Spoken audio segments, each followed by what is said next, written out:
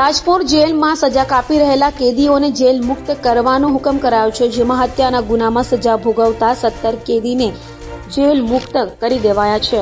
આજીવન કેદની સજા પામેલા 17 પાકા કામના કેદીઓને લાજપોર જેલમાંથી શનિવારે જેલ મુક્ત કરવામાં આવ્યા છે।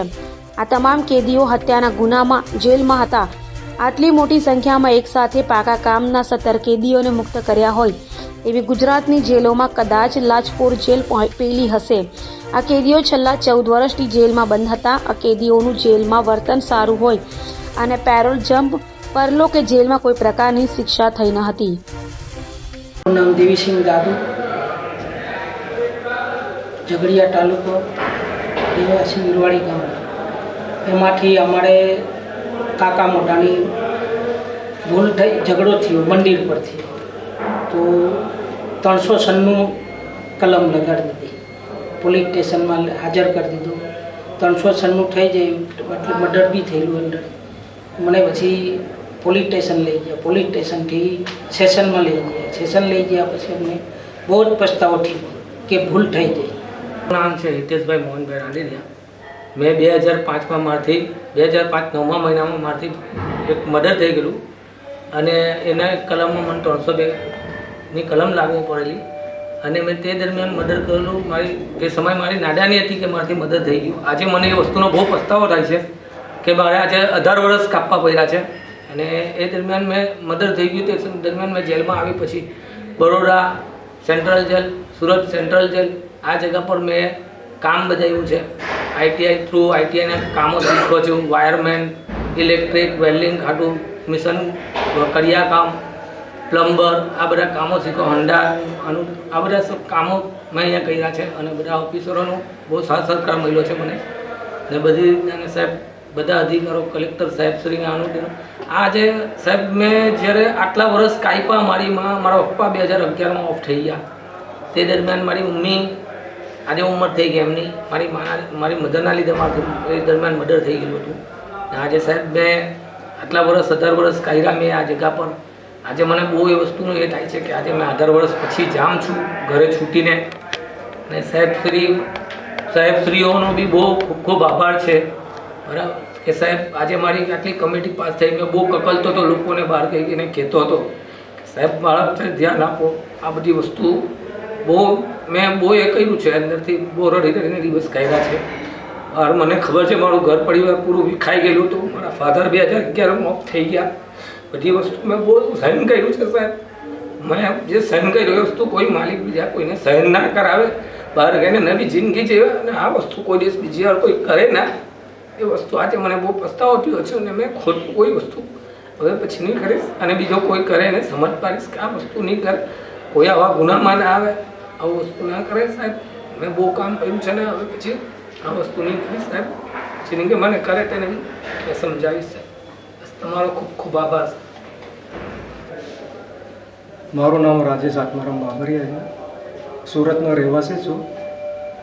મારાથી એક બહુ મોટી ભૂલ થઈ ગઈ હતી જે હું આવેશમાં અને ગુસ્સામાં આવીને મારાથી ના કરવાનું કામ થઈ ગયું હતું। હું એક મારામારીના ગુનાઓની અંદર જે મારામારી થઈ તેમાં મને પોલીસે મારી ધરપકડ કરી।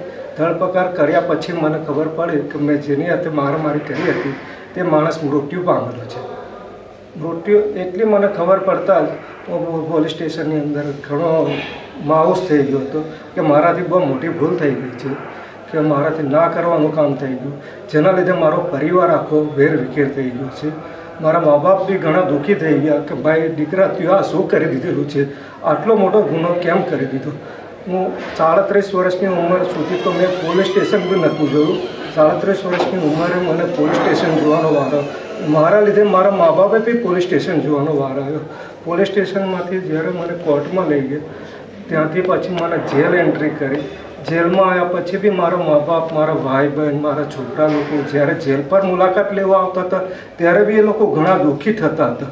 એમનું દુઃખ જોઈને બી હું ઘણો દુઃખી થઈ જતો હતો કે આજે મારી ભૂલની સજા મારા મા બાપ કાપી રહેલા છે, મારો પરિવાર કાપી રહેલો છે। એના લીધે હું એટલો પછતાવો કરી રહ્યો છું ત્યાર પછી મને જ્યારે સજા પડ્યા પછી મને બરોડા જેલમાં નાખ્યા. ત્યાં બી મારી મુલાકાત લેવા મારા પરિવાર આવતા હતા. એટલો લાંબો સફર કાપીને બી આવતા હતા. એ જોઈને બી હું ઘણો દુઃખી થતો હતો કે મારાથી જે ભૂલ થઈ એનું મારો ઘરવાળા મારા પરિવાર જે પરિણામ ભોગવી રહેલા છે. મને તો સરકારે કે કોર્ટે સજા આપી, પણ મારા પરિવારને કયા સજાનું પરિણામ એ છે પરિણામ છે. મારી કરતાં વધારે સજા તો મારા ઘરવાળા ભોગવી રહેલા છે. એનાથી બી વિશેષ જે મારા બાળકો ભણતા હતા એમની પર બી બહુ મોટો અસર પડ્યો કે પપ્પાએ શું કરી દીધું, આટલો મોટો ગુનો કેવી રીતે કરી દીધો. શું એનાથી મારા છોકરાઓના ભણતર પર બી અસર પડી. છોકરાઓ મોટા થયા, એમના લગ્ન પ્રસંગમાં બી ઘણી અડચણ ઊભી થઈ કે એના પપ્પા એના ફાધર હજી જેલમાં છે, એમને ત્યાં છોકરી કેવી રીતે આપી. એના માટે બી ઘણો પરિવારે ભોગ આપેલો છે, દુઃખ સહન કરેલું છે. છતાં બી અમારો પરિવાર મારી સાથે રહેલો છે. મને આજે બી આવકારે છે. પરિવાર તો આવકારે છે, મને સમાજ બી આજે સ્વીકારે છે. મને સમાજમાં હું ઘરે રજા પર જાઉં છું ત્યારે સમાજ બી મને સમાજના વચમાં બેસાડે છે કે રાજુભાઈ તમે આ શું કરી દીધું, તમારાથી ના કરવાનું કામ થઈ ગયું છે. અમે બધા જાણીએ છીએ કે તમે એવું કરવા નહોતા માંગતા, પણ જે ગુસ્સામાં આવીને થઈ ગયું એનું પરિણામ આજે તમે આટલું મોટું ભોગવી રહેલા છો.